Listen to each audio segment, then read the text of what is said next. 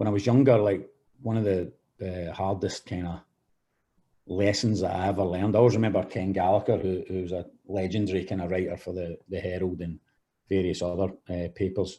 And he said to me, he was a good like mentor for me, Kenny. And he said to me, listen, son, always remember sometimes the best stories are the ones that you never write.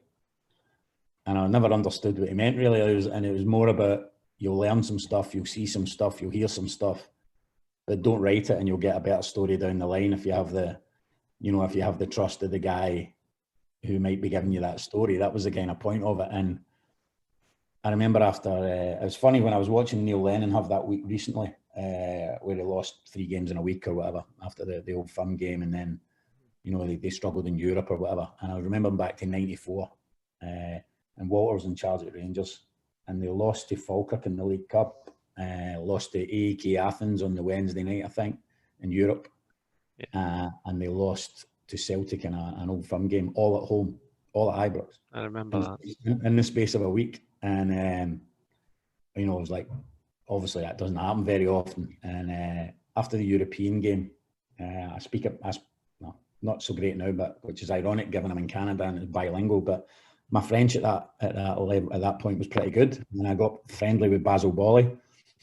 And after the European game, Basile Boli had been played at right back. And Duncan Ferguson, they were trying to shoehorn Duncan Ferguson into the team, but Haitley was still there. And Haitley was centre forward.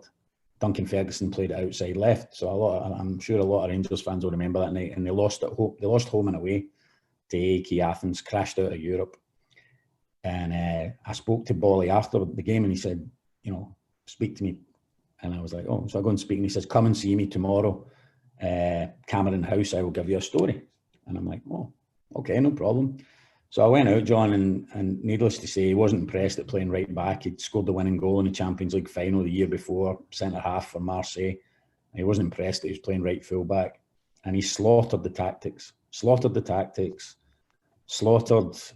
Duncan Ferguson, called him the tallest outside left in world football. and then slaughtered the fact that he had to go to training in a collar and tie and all that, and said, what does this matter? Why do I have to wear a collar and tie to training? Everything. Just basically let go. And I remember turning the tape recorder off and thinking, wow, because no one at that point ever broke ranks and had a go at Walter or anything like that.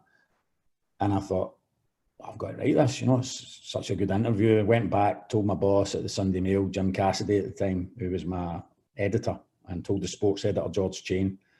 And they were delighted, that was the front page, back page, 2 pages inside. And we ran it on the Sunday. And I remember it was day off. Sunday was your day off, obviously, because it was publication day. And we had the old-fashioned kind of half-brick mobile phones. And I had like 8 missed calls from Walter by about 9 o'clock in the morning. And I was sitting there, pardon my language, I was shitting myself. I'm saying, oh my God, what's going to happen here? And I thought, I'll leave it. It's my day off. And the last message, he left a voice message, which he never did. He said, I suggest you get your arse in here to Ibrox. First thing Monday morning. I don't care if it's your day off. Get your arse in here to Ibrox, or you'll never get another story out of this club. And I was like, oh. And I went in, and honestly, I don't know if it's still the same, but Peter was the commissioner at Ibrox, who always lets you in at the front door and all that. And you're walking in the marble halls. And Peter just shook his head at me. Peter was a great guy. He was one of these guys who'd always kind of tip you off maybe sometimes for transfer stories or whatever. Mm-hmm. And he's just shaking his head at me, and he's like, Kingy, what have you done?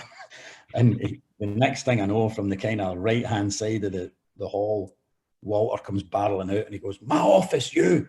And I'm like, oh no. I kind of go across, and honestly, John, he was shouting at me all the way down the corridor in my face, and he's like, Basile Boli, and he's screaming at me and all that, and I can feel his breath in my face, and I'm like, I'm trying to defend myself, saying, I don't work for you. I said, don't you shut your mouth, I'm talking to you. And oh, geez, and I got absolutely, honestly, I was pilloried from like all down the corridor, and then he says, sit down.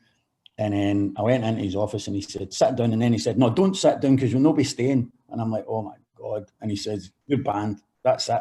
He says, you should go back and think about that.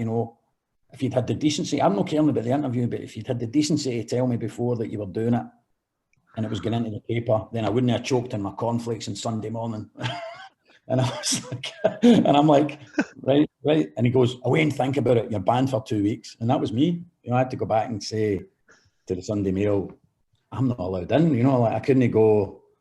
I'm pretty sure I had a massive game that weekend, and I was banned. I was like, basically had my press rights taken away for 2 weeks. And about the 12th day of the ban, he kind of invited me back into training, and he said, you learn some manners or whatever. And I was like, well, if I get another story like that, I'll tell you, but I'm not telling you that I'm not going to write it. And he said, well, I respect that. That's fine. He said, but if I respect that, then you respect me. And I was like, right. And that was it. And luckily enough, like we had him on one of these Zooms a bit, so he's still talking to me. So it was like, it went all right after that, but it was a lesson learned, I would say.